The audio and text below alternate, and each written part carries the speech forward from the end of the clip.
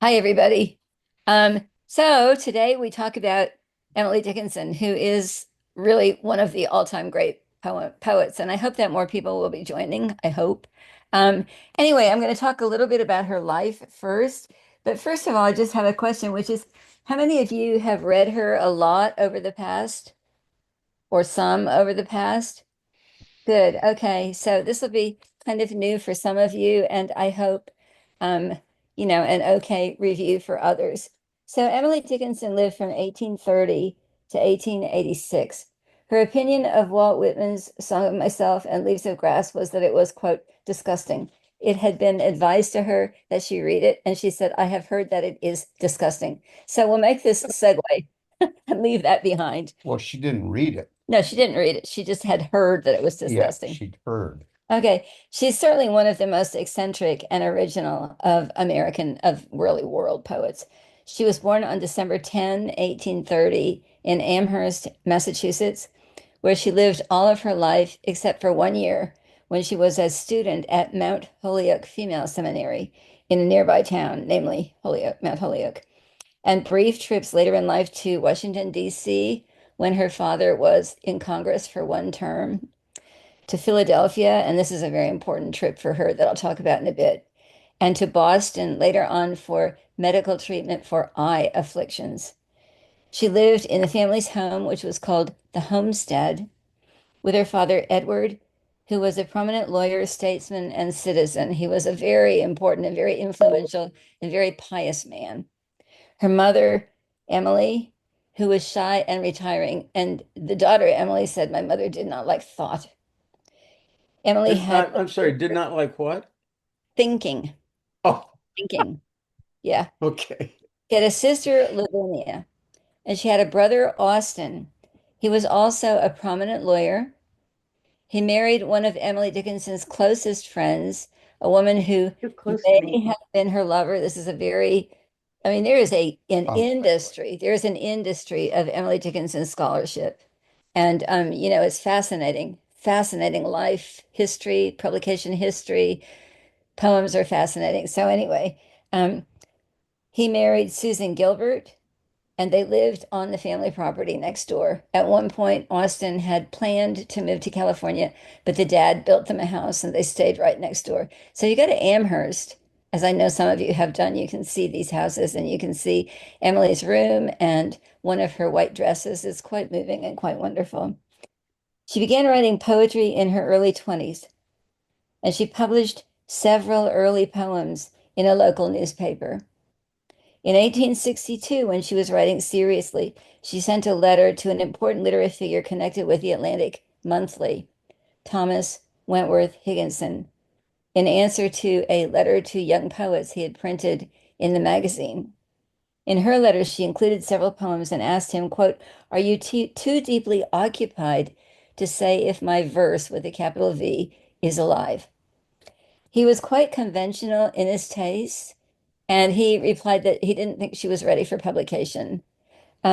As a result, although she did remain in correspondence with him and called him one of her closest friends um, for her whole life, she didn't send her poems out anymore.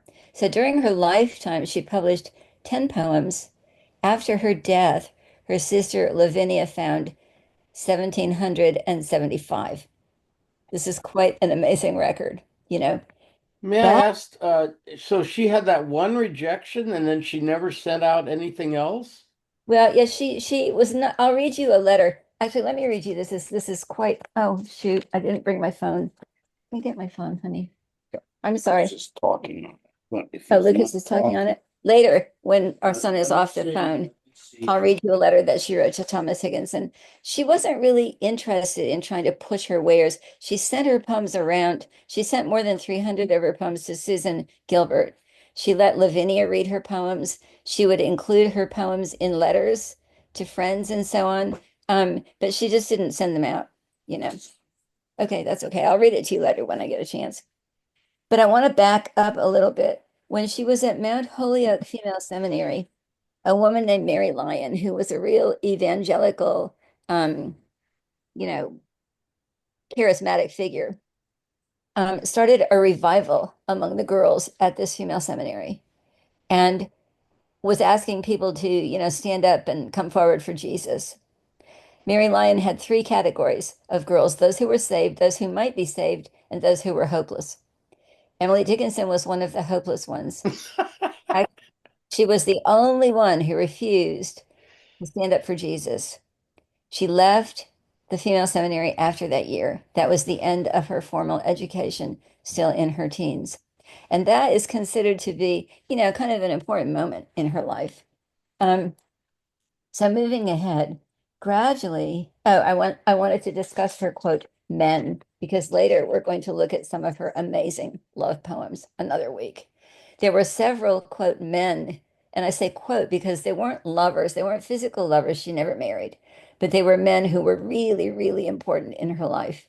I've talked briefly about Higginson, and he was, a dear friend. After she died, he was one of the first people to edit, edit, oh my God, and publish her poetry.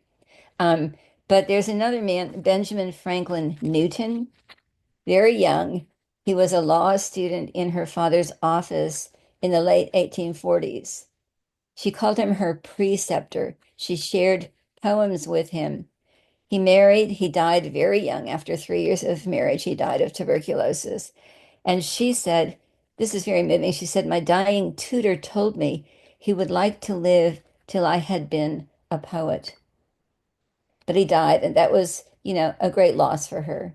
Can and if you don't want me to interrupt or any of us to interrupt, please say so. That's okay. But I have a question about how she got to be known as what, unsavable, or what was the word, just beyond hope? Oh, Because if she wasn't promiscuous, no, no. what did she do to give her teacher the opinion that she was just beyond hope? I answer that. Yeah, Peter can answer that. She just refused quietly to take part in the revival. Yeah, That's all. yeah, That's It all? you that's can't all. even infer what her religious beliefs were, except that they did not involve, coming to Jesus in a public Yeah, way. that's all. And I think she was Wow. very religious, but also rather skeptical in Yes, some we're going to ways. talk about that. Yeah, for sure, for sure. No, she Okay, just sorry. wouldn't step and come up to the altar. She just wouldn't do that. She remained seating. I think she was more of a naturalist than a spiritualist. Yeah, although she was well, we're going to talk about that because it's a very, very complicated question throughout her whole poetry. She was incredibly religious, but also incredibly doubting and skeptical and questioning, you know. And so she kind of exists on the knife edge of those two, in some ways, irreconcilable possibilities, And this is something that she works through again and again and again and again and again in her poems, you know. So, okay. Far more important than Benjamin Franklin Newton was Charles Wadsworth. In 1854, Emily and Lavinia went down to DC because their father was serving one term in Congress. And on the way back, they went to Philadelphia. They passed through Philadelphia and they attended Arch Street Presbyterian Church, where there was a very charismatic preacher, a young man named Charles Wadsworth. He was married and a father. But Emily struck up some kind of, they never had an affair, but Emily struck up some kind of incredibly intense passion for him. She called him her, quote, master. In 1858, 1859, he called on her. And then he called on her again in 1880.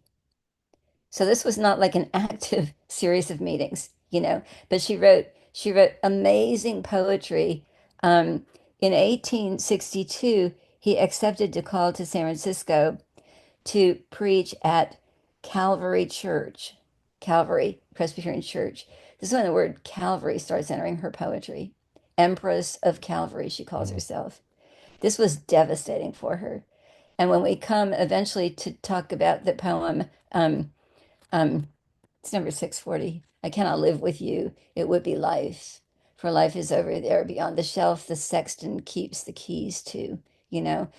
She's like feeling her way through that series of absolute emotional impossibilities. So anyway, she and Higginson did go on to correspond through the whole of her life. She died in 1886, having become more and more reclusive during the final decades of her life. This began sometime in the late 1860s, maybe 1870. She started to dress all in white. She refused to see visitors. She would see visitors behind a door. There's a great story. I don't know if this is true or not, but at one point, one of my professors told me she needed to see a doctor. So she said, okay, I'll see a doctor, not using the word okay. And she, fully clothed, walked by an open door one time and said, let him figure out what's the matter with me, you know? So that was it, right? For the last decades of her life, she stayed entirely in her father's house and yard, which is an extensive yard to be sure, and it's a big house. But when she died in 1886 of Bright's disease, Lavinia found 1,775 poems in a chest in her room. She had sewn them into fascicles, which is like little pamphlets, literally stitched them. Um, the poems began to come out in book form. First of all, so Lavinia realized that she had found this amazing treasure. She'd already read a lot of the poems, but she realized, Emily Dickinson said, burn all my letters, but didn't say burn the poems. So Lavinia talked to Thomas Wentworth Higginson. Now, by this time, Austin, Emily's brother, was having a hot and heavy affair with the wife of an astronomer at Amherst College named Mabel Loomis Todd. And Thomas Higginson talked to Mabel Loomis Todd, who fancied herself quite a literary lady. And they started bringing out editions of Emily Dickinson's poems. But I'm going to show you an example. It's in your new set of things that I sent you. They made them, they quote, fixed them according to Victorian tastes. And we'll talk about that later. Okay. So, just a little bit about the publication history of Emily Dickinson's poems.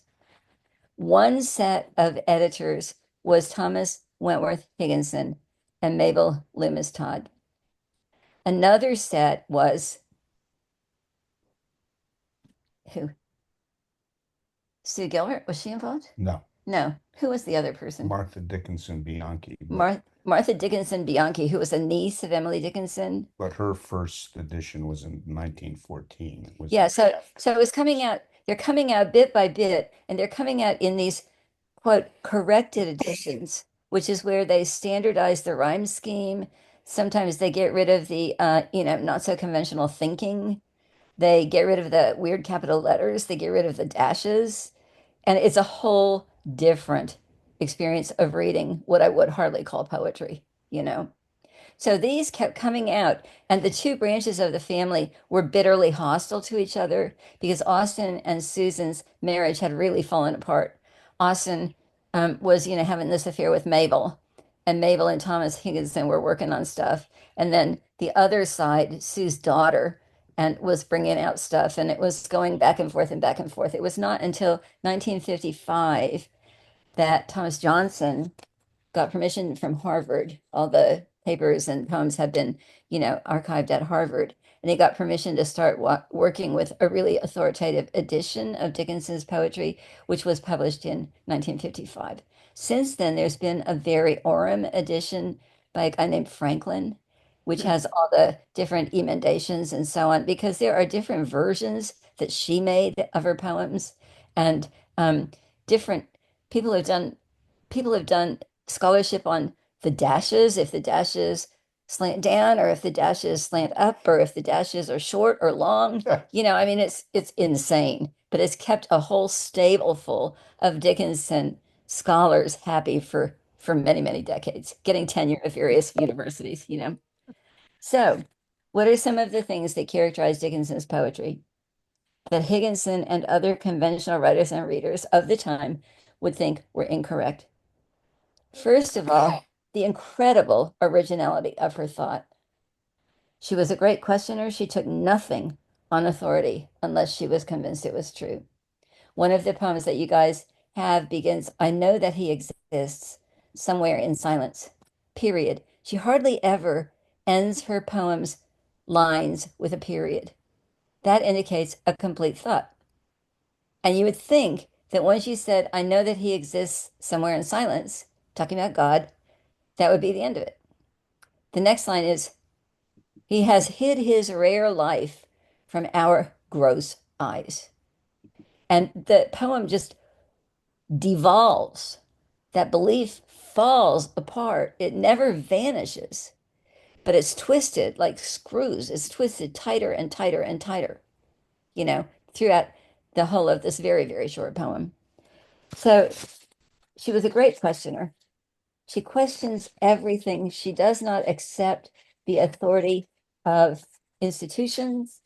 She is formed by them. She was a Calvinist. That was her upbringing. Her father, her mother, her sister, her brother, all were firm believers in Presbyterian Calvinism. Dickenson was not an unbeliever, but she wasn't a believer either. There's no label that describes what she was because all of her poems, and she wrote many, many, many poems about religious belief, about God, about ecstasy, about visitations of the divine. They never, ever come to kind of a final answer. And so she keeps churning through the same material again and again and again. I mean, I love Dickinson, but she is really exhausting. Another thing, she does use rhyme and meter. Unlike Whitman, as we talked about, she's not writing free verse. She never writes free verse. A lot of her poems are based on the basic metrical pattern of Protestant hymns, but she changes it out in all these different kinds of ways. She never feels bound to a pre-existing form if it doesn't suit her process in the poem. So it'll change. The lines will get longer, the lines will get shorter, the stanzas will, to some degree, vary in length. But basically, a lot of her poems are in a kind of 4-beat, then 3-beat, 4-beat, 3-beat stanzaic pattern. But she uses all sorts of irregular rhymes. Now, rhyming is interesting to think about because a true rhyme, which is things like, foot, soot, indicates that there's a kind of pattern in the universe, that things rhyme with each other, things chime with each other, you know?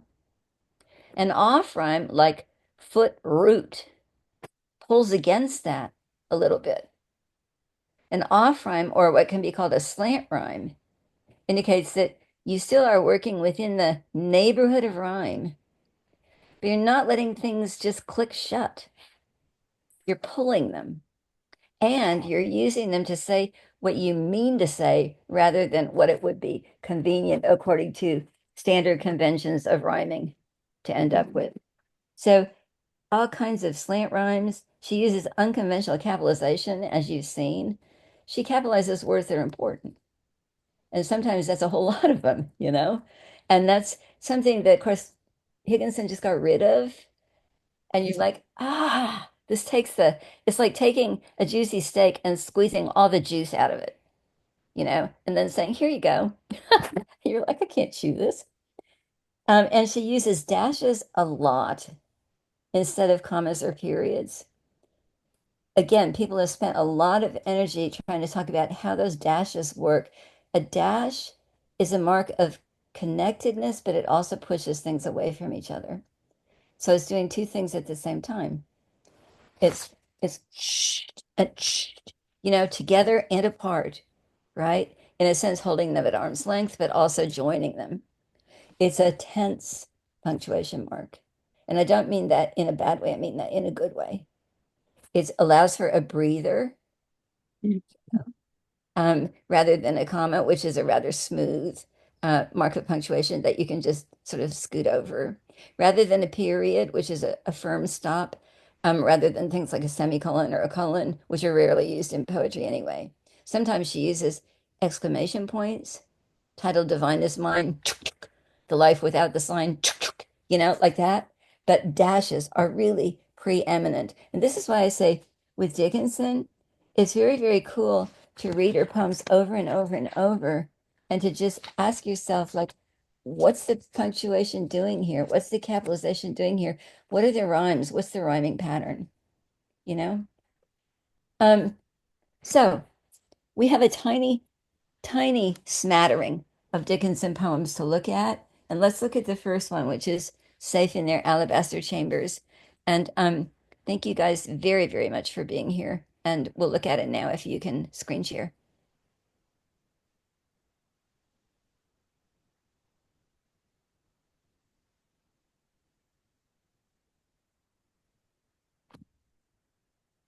Good.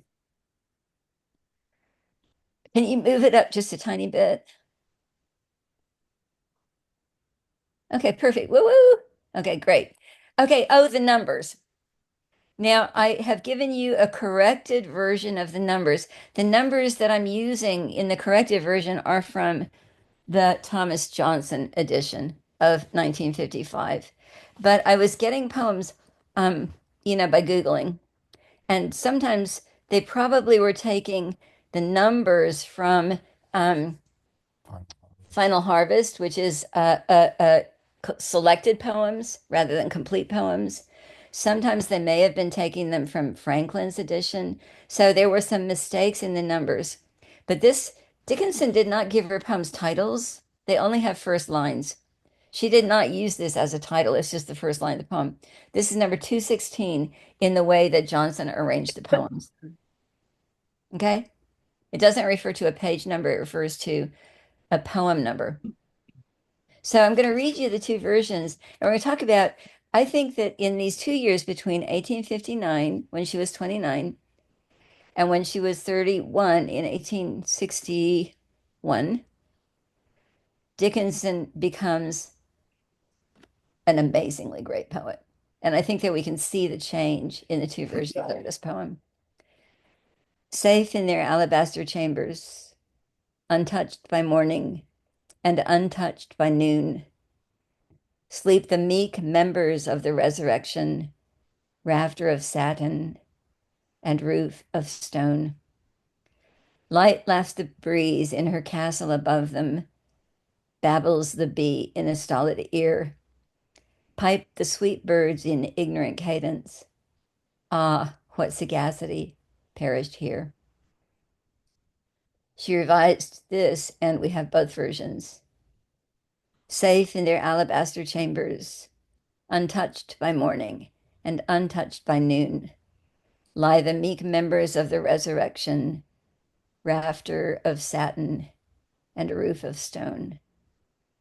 Grand go the years in the crescent above them, worlds scoop their arcs and firmaments row, diadems drop and doges surrender, soundless as dots on a disk of snow. So Peter and I disagree a little bit about the first version. He likes it better than I do. But I would argue that this is a really good poem, the first version. It's based on one of her preeminent themes, which is death. She wrote a lot about death. And we have to realize that in the 19th century, death was, close to people's lives. People died at home. People walked in funeral processions. People were buried in the local graveyard. And this is one of the poems about death. So And say, which poem is the first poem? the first version is safe in their alabaster chambers. The second stanza beginning, light laughs the breeze in her castle above them. Can you see that? That's a So say that again. The one that was, my understanding was that the one that was written first Yeah. was the one at the bottom. No. one The at one the at the top. top is written first. Version of 1859, it says. Oh, I thought version of 1859 referred to the one below. No, see Okay. how I made the little blah, blah, blah, blah, blah, It's the because little. it Yes, doesn't I say see version now. of Yeah. Thank you. 1861. Yeah, you have It to should. scroll down. You have to scroll down to see version of Mhm. 1861 below the second. So, So Anne, did you date them did she write dates on the original? No. she didn't. She didn't. But I don't even know the whole process of dating the poems. They dated the manuscripts, so it's approximately correct as to the first manuscript of the poem, but it's anybody's guess as to whether the poem had just been written or maybe had been written a Earlier. few years earlier. Yeah. Yeah. Anne, could I Yeah. ask a question about all the alliterations and if that was a phase she went through, or was that a general thing she liked? I think you'll probably see there's a lot of alliteration in a lot of her poetry, a Yeah. lot of really beautiful sound patterns, you know, Diadems, drop, doges, doges, surrender, surrender, soundless dot, soundless disc, dots no. Yeah. on a disk of snow. Yeah, yeah, yeah. So the first version, the difference is in this, the difference is one word in the first stanza. She changes sleep to lie. Sleep is a very conventional sentiment that we sleep in the grave and then eventually we are awakened. You know, we're resurrected. Lie is equivocal. It doesn't say we're going to be awakened in heaven. It says we lie there. We're dead bodies.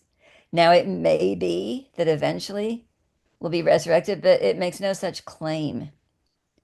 Lie the meek members of the resurrection, rafter of satin and roof of stone. They might have been members of the resurrection in life. That is to say, they might have believed in resurrection, but there's no guarantee that they're gonna be resurrected. Now, the second version changes the second stanza a lot. So let's look at the versions of the second stanza that we have. Oh, this damn computer that I have. Okay. Light laughs the breeze in her castle above them, babbles the bee in a stolid ear, pipe the sweet birds in ignorant cadence, ah, what sagacity perished here. So we have, you know, what I would argue are kind of conventional characters in a 19th century poem. The breeze, the bee, the sweet birds singing, and the person who's sleeping in the alabaster chamber can't hear any of this. But life goes on in a rather pastoral way above this grave. The second stanza of the second poem is just one of the great stanzas ever written because what she's trying to do, I think, is really think about timelessness. What if, you know, what if there's not like an end time when we all, John Donne thought that we'd have our teeth back and our broken limbs healed and so on when we, you know, ascended into heaven? What if that's not the case? What if there's just, it's almost like, you know, modern astronomy, worlds beyond worlds, beyond worlds, beyond worlds that we can't begin to measure. Grand go the years in the crescent above them. Worlds scoop their arcs as if they're rowing a boat through eternity, and firmaments row, you know? Diadems drop and doges surrender. It's like human history passes away. All the powerful, great people of world history fall away in time. And then, as Leslie pointed out, soundless as dots on a disk of snow. What sound does a dot make? What is a dot anyway? If you drop it on a disk of snow. So you've got circles within circles, little dots within disks of snow, worlds skipping their arcs, firmaments rowing. And for all this time, the dead are lying in their alabaster chambers, you know? Does anybody want to comment on this poem? Yeah. Peter does. Um, I want to clarify things. I think the later version is immensely superior. It takes what's essentially a scene in a New England graveyard and makes it into something about the whole cosmos. But I do think that the first version is a very good poem. And it seems to me that the main problem with it isn't conventionality so much as that, what sagacity perished here doesn't quite work. It sounds, you can't tell whether she's making fun of them or just saying they used to be aware of the world and now they're not aware of the world. But it sounds a little bit as if she's making fun of them and you don't really know why. In the second version, that doesn't matter at all. What Yeah. matters is time, eternity, the universe. So I don't disagree with Anne that much. I just think the first version is slightly Yeah, better you than she do. thinks it is. You know, it's like if we look at pictures from the Webb telescope, this is what this poem reminds me of. Yeah. and it's way ahead of the Webb telescope in time. But that's kind of the imagination that she has in that second version, you know. Uh, Any Go yeah, ahead. the changes from the first to the second Well, version I like, wa- were those all her? Was there no outside input to that? That was just her. That's her, That's all her. Okay. her. Yeah. Nobody else could imagine that like her, you know. No, that's totally her. Yeah. Yeah. Somebody else started to say something. Ingrid? I like both poems. I like both poems. Um, I noticed that in the second poem, she uses so many more dashes Yeah. and really none on the first poem. Yeah. Yeah. Well, there's one up there or Yeah, two, absolutely. or three. Yeah. She's So a- why do you think she's added them all here? I would surmise because number one, she wants to maximize the tension and make us hold still. Diadems, I mean, diadems drop. Okay, blah, blah, blah. Diadems drop. First, you imagine the diadem. You imagine, you know, Alexander the Great, Queen Elizabeth, whoever. And then you imagine the diadem, you know, that dropping. Doge's surrender. It adds tension. It also adds, I think, a kind of poetic process of struggle. Like, how am I going to say what I'm trying to say? You know, because this is not an easy thought. We don't just go around saying to ourselves, "Oh, diadems drop." Do you know what I'm saying? It's like she's really, again, Spengeman, my professor, writes about her, and he says she's always trying to think something through in her poems for herself. She's not presenting and something that she's already solved. She's presenting the process of thinking it through. Do you know? And with her good poems, I think that's really, really what's happening. But the dashes are going to strike people differently. To me, they're very exciting because, as I said, they push things apart, they pull things together. They also enact the process of thought as it's ongoing.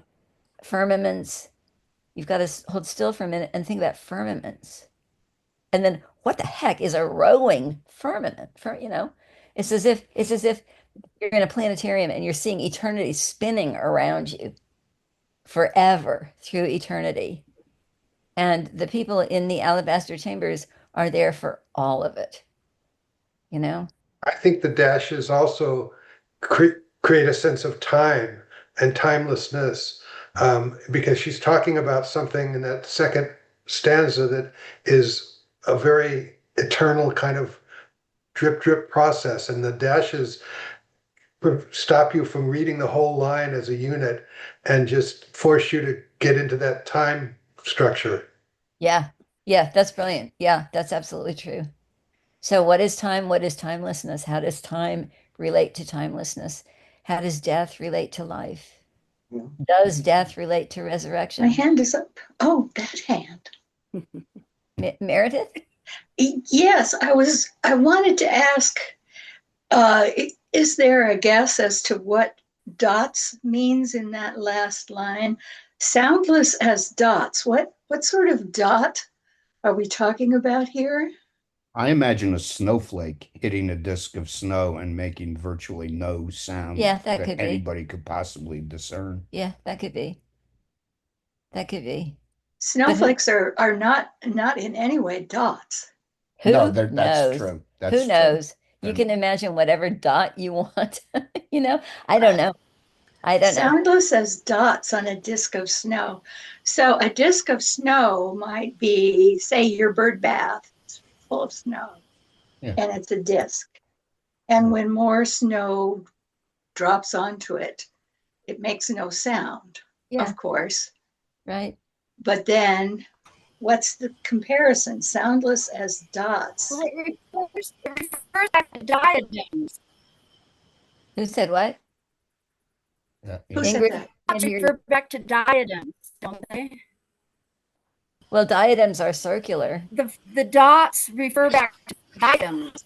Yeah, they might. They Yeah. might, you know what? I would say don't try to be too rational about the poem because it might refer to diadems, it might refer to snowflakes, it might be just an imaginary round small shape that makes no sound. Do you know what I mean?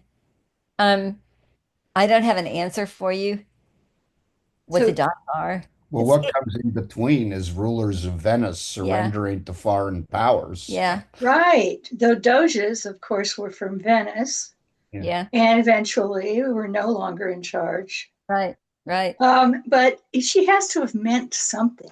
I think maybe it's just showing how minuscule and unimportant and having no effect Yeah, Yeah. thing is Oh, landed, and it's also a great alliteration. yeah, Yeah. absolutely. So the diadems, the doges, they're absolutely unimportant. They're I'm no more curious. important than, an imaginary dot falling onto a disk of snow and making no sound. Alan? I'm curious to know what comes to mind for people with the word crescent. For me, I think of the Milky Way above as a crescent. Yeah, Mhm. yeah, yeah, that's nice. And people used to be able to see the Milky Way, you know. Yeah. yeah. That's very good. Yeah, that's very good. but you can see it if you're in the mountains. Yes, but Yeah. I'm not in the mountains. You I know, thought it was the Out moon. of the lake. I thought crescent moons, many moons. It could be. It could be. Sure. I just get a feeling of unending circularity. Mm.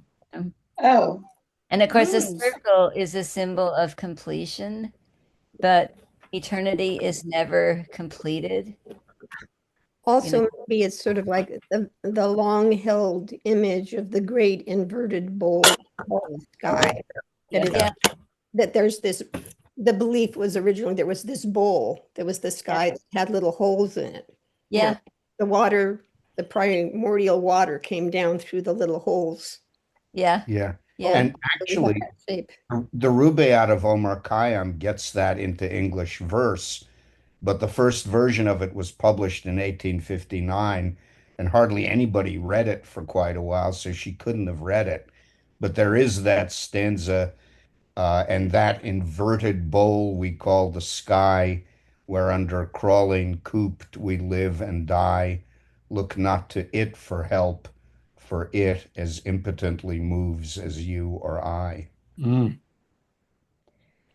Are we I ready um, to?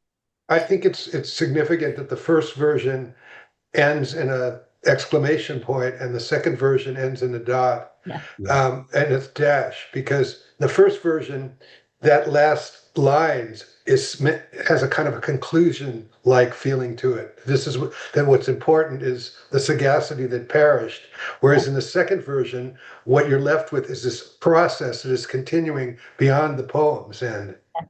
yeah, I, absolutely. Yeah, I agree, Barry. That's pretty cool. I was also, we have a house in Colorado and it snows a little, and every now and then, the snow will turn just to rain, and I've stared a lot at it, and there'll be a drop of rain, and and Hmm. then it turns to snow, and it's just so Yeah.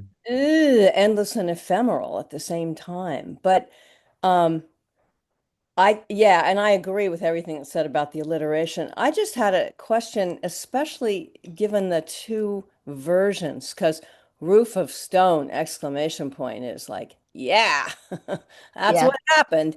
Yeah. And when I read the second stanza or listen to you read it, every time there's a dash, I take a breath.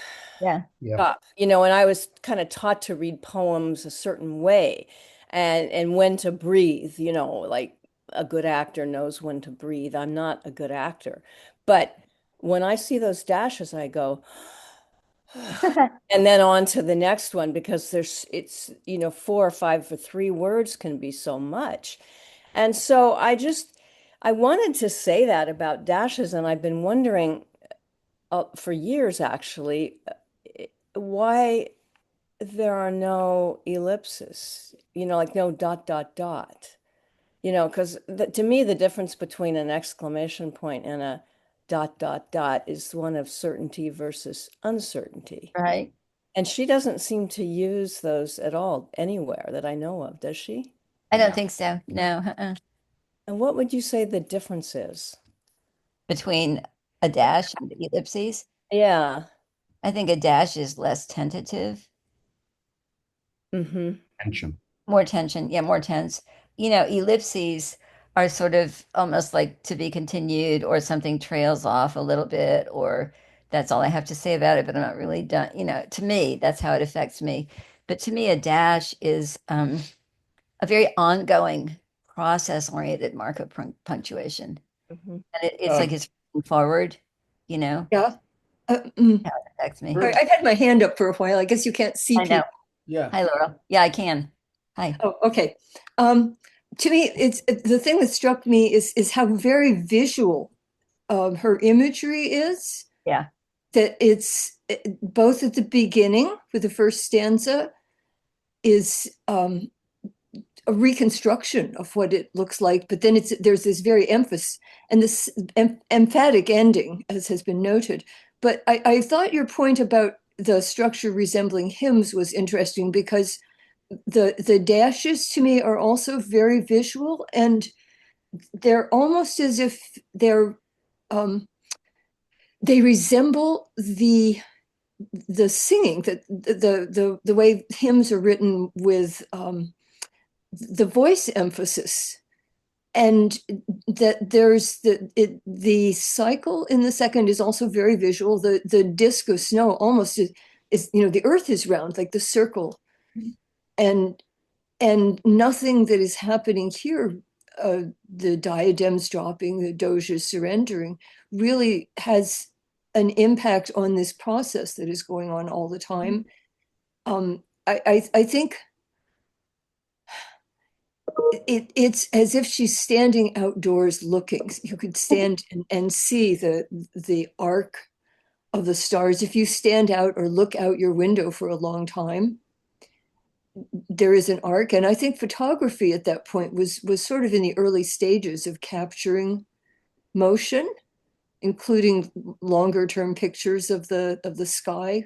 And if you look at the time lapse photography, Mhm. there are arcs and crescents Yeah. of things Yeah. wheeling. It's not like a straight line Yeah. of the stars passing overhead. It's There true. are It's true. crescents. So Yeah. I'm wondering to what extent this very visible picture of time passing is inspired by at least the way it looks if you watch over time. That could be. You just reminded me of this amazing film called Into Great Silence. I don't know if anybody heard of it.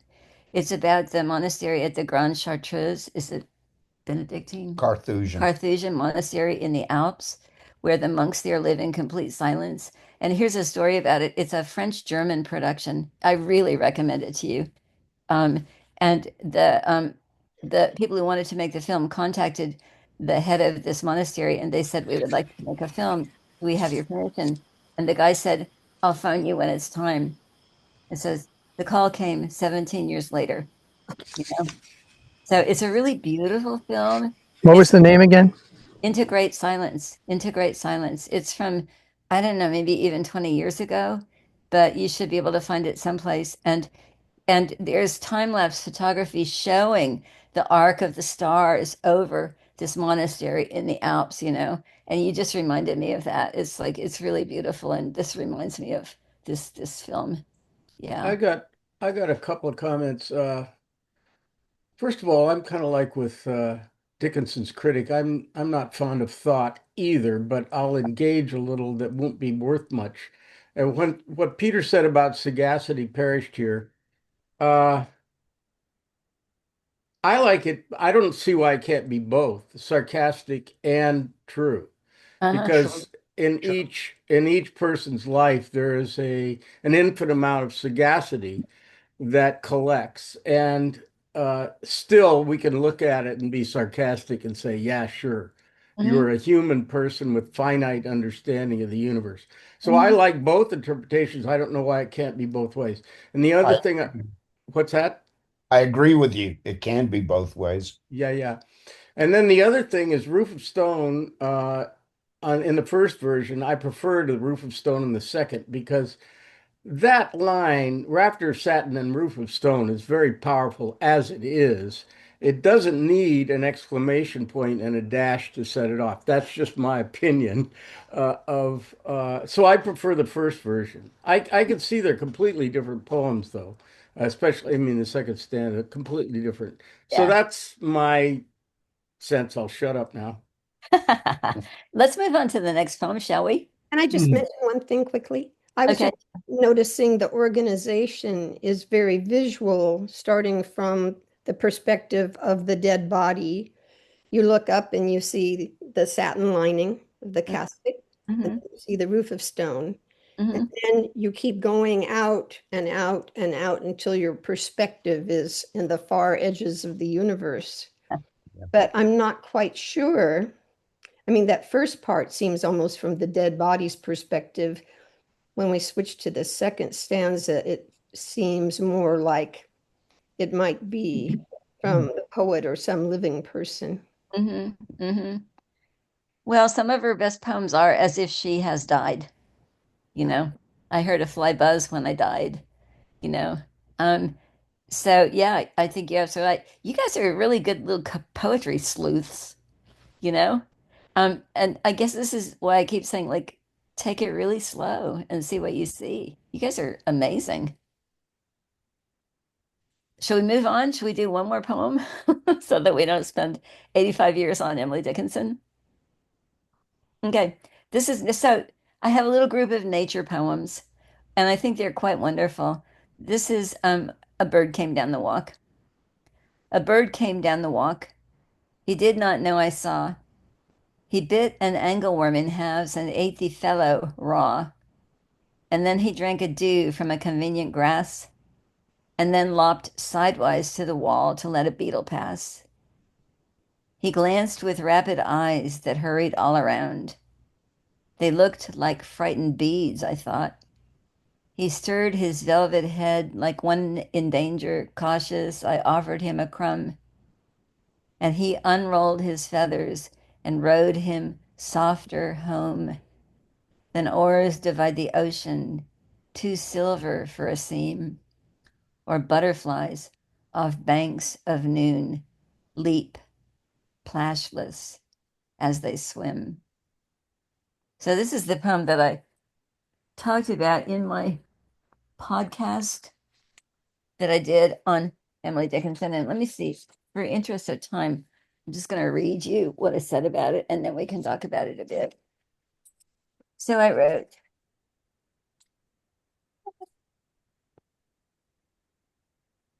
okay, so there's lots and lots of poems, billions of poems about an encounter between a human and an other than human being, and this is one of them.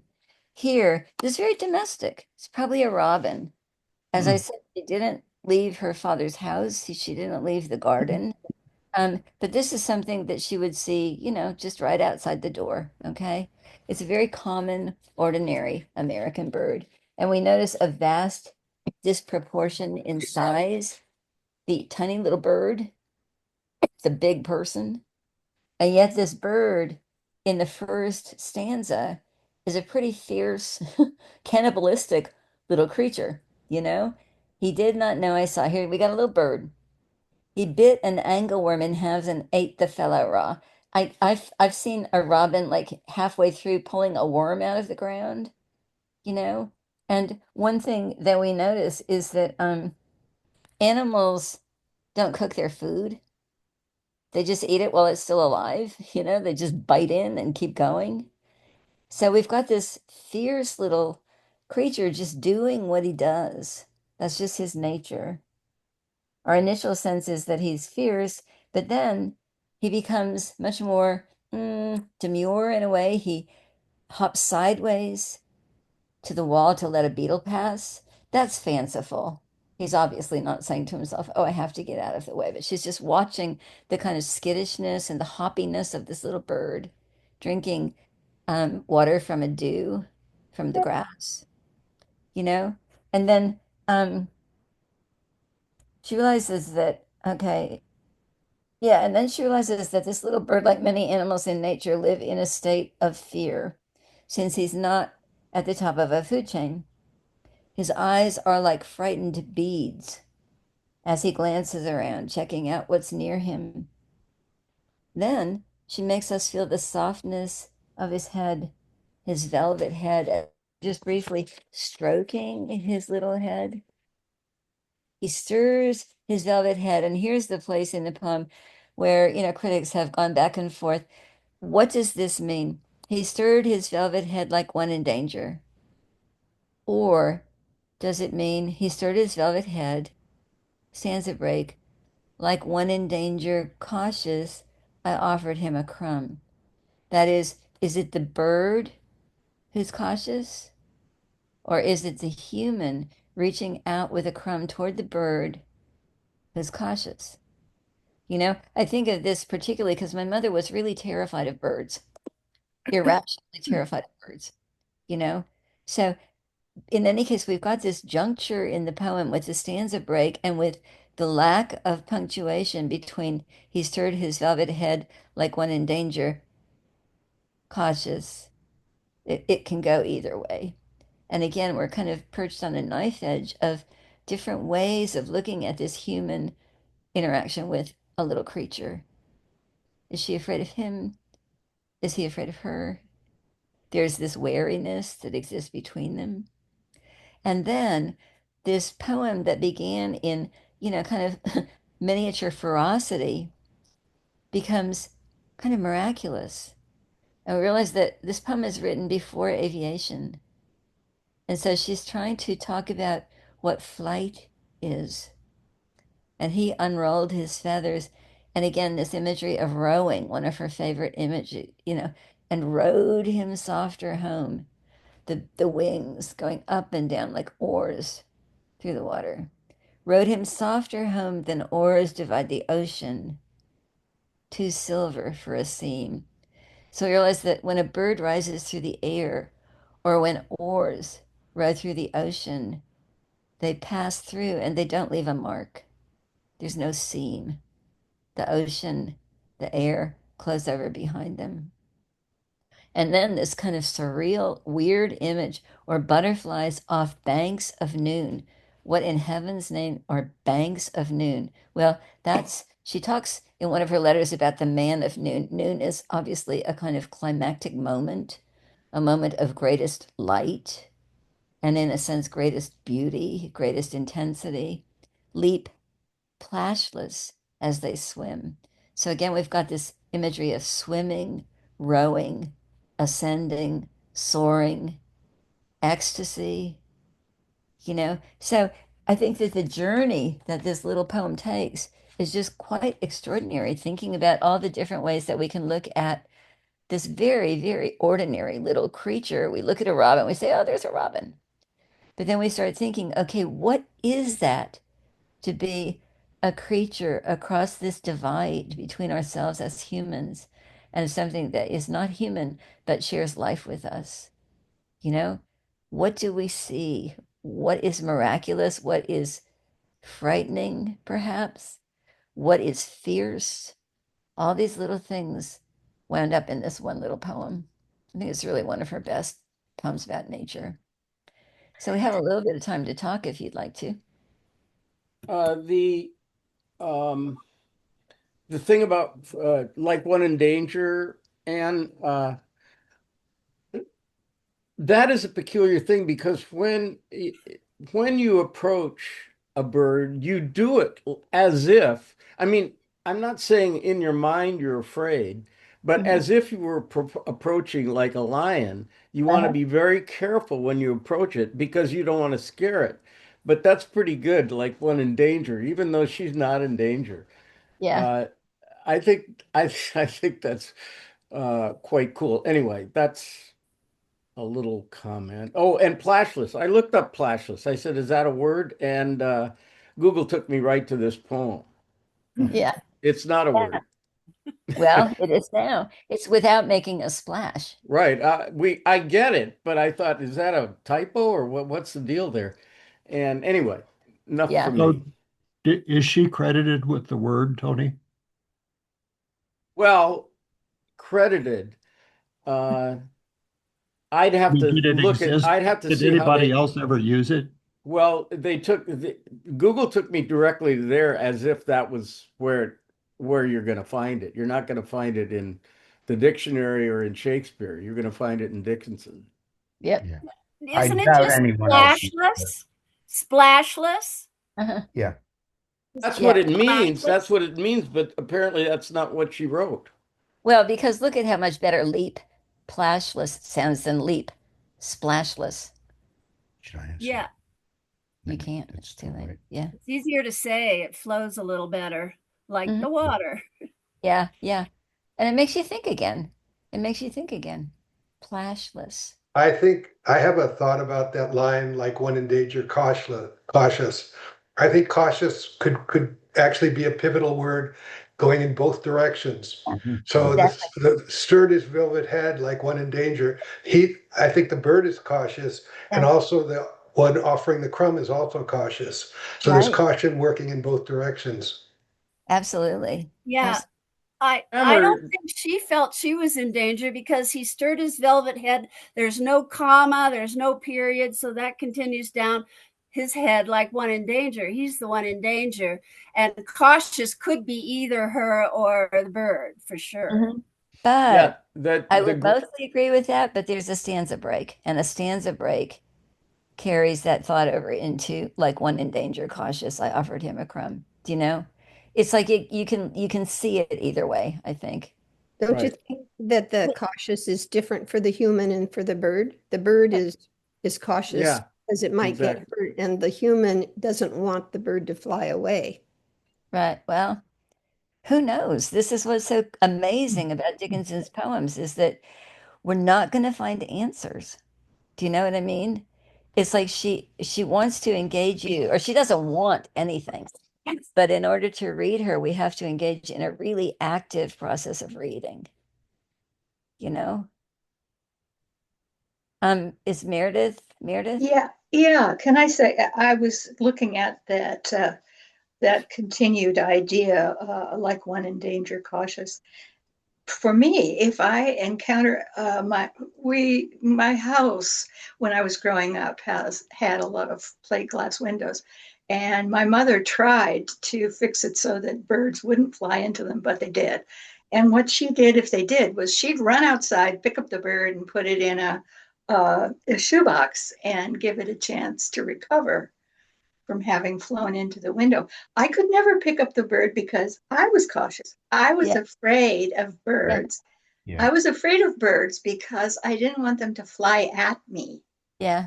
You know, I think I could easily be knocked down by a bird flying at me Well, just look at because I would be fearful of what would happen. Not that it could hurt me really particularly, but that it would, oh, I don't know, just surprise me so much that I would fall over.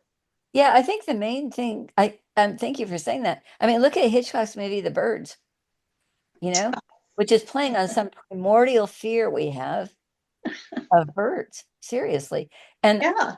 and I think that we are we love other than human creatures, cats, dogs, deer, etc. But I think we're also afraid of them somehow. Not that they're going to suddenly, I mean, not that they're going to like grow fangs and attack us and blah, blah, blah, blah, but just that they are so other. Well, they're other and they're unpredictable. Yeah, I mean, you don't know what a bird is thinking, exactly. and the bird might want to get you out of its way. The attack of the robin. The attack of a robin. Yeah. Douglas, you're mute. Yeah, I think that the uh, like one in danger, cautious relates to the I offered him, not to the bird at all. Okay. Also, that it's I'm with Meredith's mother. If a bird flies into one of our windows, we immediately go out and hold it in a warm hands, especially in the winter, Yeah. and to revive it. Yeah. Didn't work with the last one. We had a warbler. It was probably broke its neck on impact, but still, you want to try and save it. Yeah. Scroll down to one more poem and let's see what comes next. Okay. I know we have to go in a minute, but since there's like 32 poems. Oh, okay. I'm going to read you guys this one because, as Douglas says, now I know where the phrase zero at the bone comes from. So this is about a creature that people tend to be afraid of. A narrow fellow in the grass. And this is a rather late poem, as you can see by its number 1096. A narrow fellow in the grass occasionally rides. You may have met him, did you not? His notice sudden is. The grass divides as with a comb. A spotted shaft is seen, and then it closes at your feet and opens further on. He likes a boggy acre, a floor too cool for corn. But when a boy and barefoot, I more than once at noon have passed, I thought, a whiplash unbraiding in the sun. When stooping to secure it, it wrinkled and was gone. Several of nature's people I know, and they know me. I feel for them a transport of cordiality, but never met this fellow attended or alone without a tighter breathing and zero at the bone. That is just a great poem about a snake, right? So we got to move really quickly, but notice she sometimes refers to herself as a boy. This does not mean she had, gender insecurity. It's just something she does for the sake of the poem. Who knows? She calls herself Tim sometimes. A narrow fellow in the grass. Notice that you've got some off rhymes here. Seen on, corn, noon, sun, gone. But then there's a really strong feeling of closure by the end of this poem, and the rhymes become true rhymes. They know me, of cordiality, attended or alone, and zero at the bone, you know? So this is a poem that I think kind of makes a final statement, which would be impossible to paraphrase. What is that to feel zero at the bone? There's no rational way to explain what that is. It's such a brilliant, brilliant image. Sudden deep chill. Sudden deep draining away of everything, you know? Boy, it's great though. That's a zero at the bone is a great. I can see a song title or a band called Zero to the Bone. It's such a great line. That lies ahead of you. It's frozen in not just temperature, but you freeze. Yeah, Tighter breathing, and the zero is like a frozen. yeah, Yeah. yeah. And the breathing tightens. Yeah, It's interesting that she uses the phrase nature's people, yeah, that she's including these creatures, these non-human creatures, as people. yeah. Yeah. Absolutely. Absolutely. So, her poems about creatures are wonderful, and they have a kind of intimacy and yet also distance, a kind of affection and yet also wariness. And she writes a lot about, like, spiders and bugs, snakes, birds. She writes about her dog. Um, and she writes about plants and flowers a lot. And they're just so, they're based on such active intimacy with them and such powers of visualization and attention. Well, But she then was she was so hermetic. Like you think about somebody like Tennessee Williams, who's all about intense personal relationships. Did she write stuff like that too, Anne? what about intense personal relationships? Yeah. Wait till we get to the love poems. She did sometimes, yeah, sure, sometimes. But she writes about people that she knows who dies. She did write about the Civil War, but not overtly. There's some beautiful poems about the Civil War that you can kind of figure out are about the Civil War, but she never says that they are. Um, she did not write a lot about, she wrote some about Sue. And also, here's something else I want to mention. She is an amazing writer of letters. Hey, can you get my phone now, honey? I want to read you her second letter to Thomas Wentworth Higginson, which is so beautiful. And while I do that, I see Ingrid has her hand up, her little hand. Yeah. the zero to the bone, going back to that, I didn't really know what it meant, so I Googled it, of course, and this author, Ken Kraft, wrote about it. He said that last line, as I like to say, is worth the price of admission alone. Yeah. Using zero instead of the easier chills you to the bone. Clearly, she thought of the cliche, then she thought one better. Yeah, absolutely. Which is what she always does, or not always, but I mean, she is not a writer who resorts to cliche, you know? That, thank you, honey. The poet Elizabeth Bishop sometimes would spend 17 years looking for the right word to finish a poem. Um, Dickinson really kind of does that. Okay, I want to find this beautiful letter to Thomas Wentworth Higginson, which she wrote 10 days after the first one. She says, your kindness claimed earlier gratitude, but I was ill and write today from my bed. Thank you for the surgery, which means, telling her that the first poems didn't work for him. It was not so painful as I supposed. I bring you others as you ask, though they might not differ. While my thought is undressed, I can make the distinction, but when I put them in the gown, they look alike and numb. That is how poets generally feel. When my thought is undressed, like before I've found the words, they're amazing, and then you struggle with like what words. But here we go. You ask how old I was. I made no verse, but one or two until this winter, sir, which is probably not true.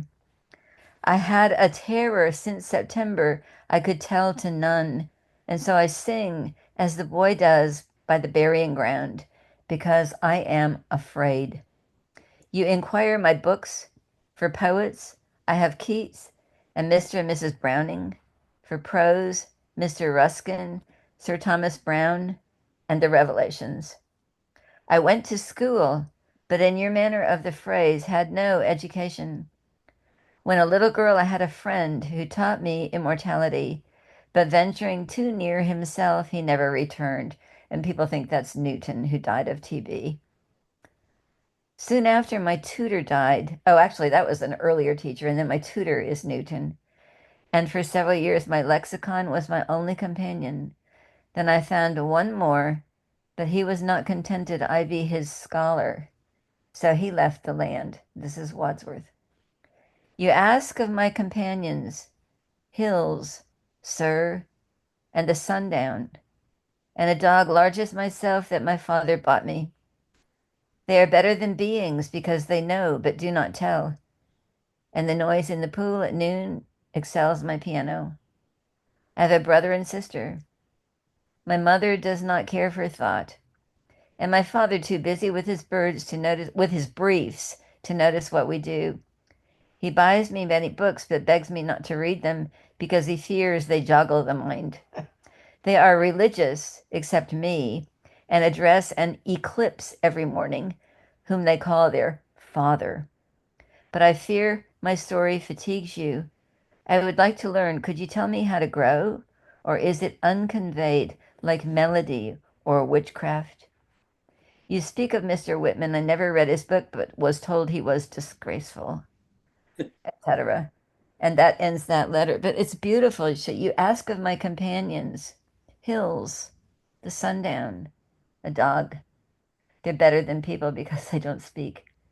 Anne, who was this to again? Thomas Wentworth Higginson, the He guy was that, he was the person that rejected her yeah, poetry. yeah, Well, And then she says something about she suggest that he asked her to send more or was yeah, what? he did. He said, please send others, and she did. They remained good friends for the rest of her life. But he once visited her in Amherst, and he wrote to his wife afterwards that he had a splitting headache, that she was so intense that visiting her for an hour was just about more than he could take. Oh yeah. my God. And Yeah. when you think about Higginson, that very year he became the colonel of the first Black Regiment on the Union side in the Civil War. So he was marching through the swamps of South Carolina at the head of this Black regiment in the middle of a war. And that didn't bother him. Yeah. But being in the same room with Emily Dickinson made him feel like he couldn't stand it very often. Yeah. Yeah. She's How amazing. old how old was Emily when she wrote the letter? 32. No, yeah, 32. 32. 32. I have to Hmm. say, Emily Dickinson, in my opinion, is one of our great tragic poets. She is a tragic poet in a, really deep sense of the word. She is not somebody who settled for easy answers. She was religious to the marrow of her bones, but she did not accept other people's authority about what she should believe, what she should think.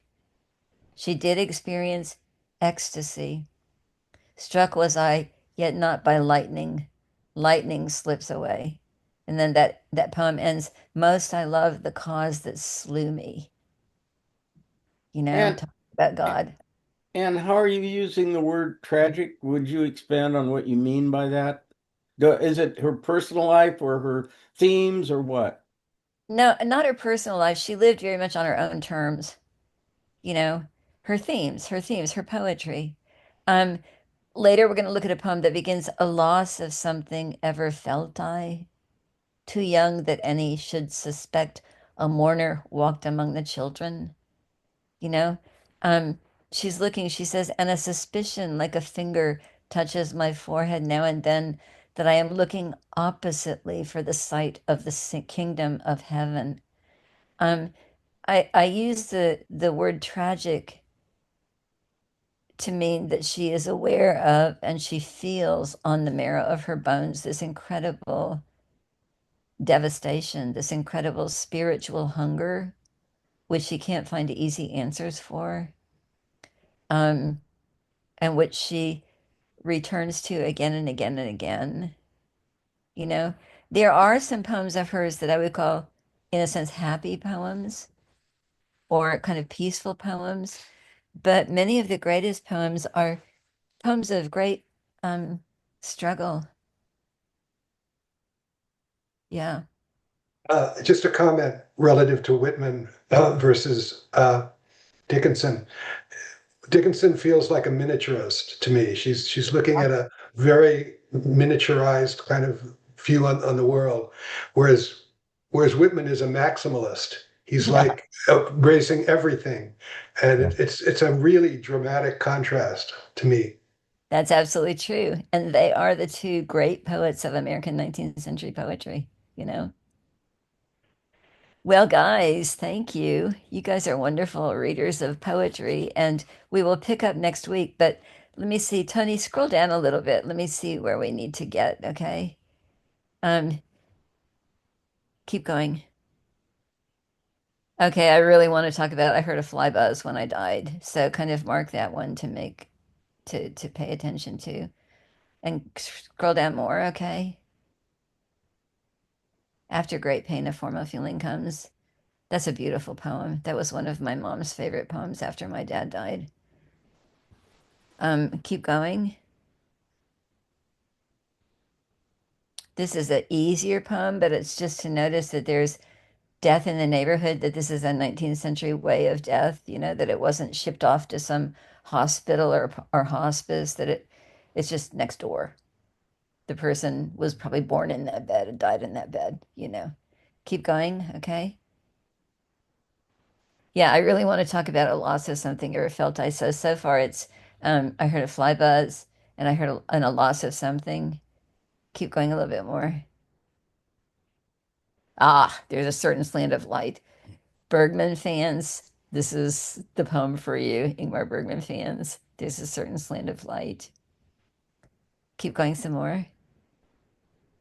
I know that he exists. Yeah. These are the great religious poems, or some of them. And that'll be sort of the next theme that we look at in a way. Could you go just a little bit more, please? No, that's okay. And then go a little bit more. Okay, and these are the freak out poems. Dickinson did suffer from mental affliction a couple different times in her life, and she writes about that really, really powerfully. Nobody really knows the whole details of it, but in one of her letters, she refers to losing a whole season. She says, I don't know where the winter went, and she writes some really great poems about some kind of mental affliction that she was experiencing in the 1860s. Notice that she wrote, I believe, over 500 poems during 1861 and 1862. So she's writing like more than a poem a day sometimes, you know? There's a moment in The Catcher in the Rye when Holden Caulfield remembers his older brother getting his special baseball glove and telling Holden or asking him, but I think the answer is obvious, who was a better war poet, Rupert Brooke or Emily Dickinson? And the answer is, of course, Emily Dickinson. Yeah. So probably we have to stop. We could keep going on all day talking about Emily Dickinson, but look for the bunch of new stuff that I sent you because I corrected a few things and I couldn't help adding about 8 more poems just because I'm like, oh, I love that one too much not to talk about or not to have you read. Any final comments or questions? We're not looking at her love life in Mhm. this next section. Yeah, we'll get there. We'll get there. Wild nights, were I with thee, wild nights would be our ecstasy. And she's like, whoa, everybody reprints that poem.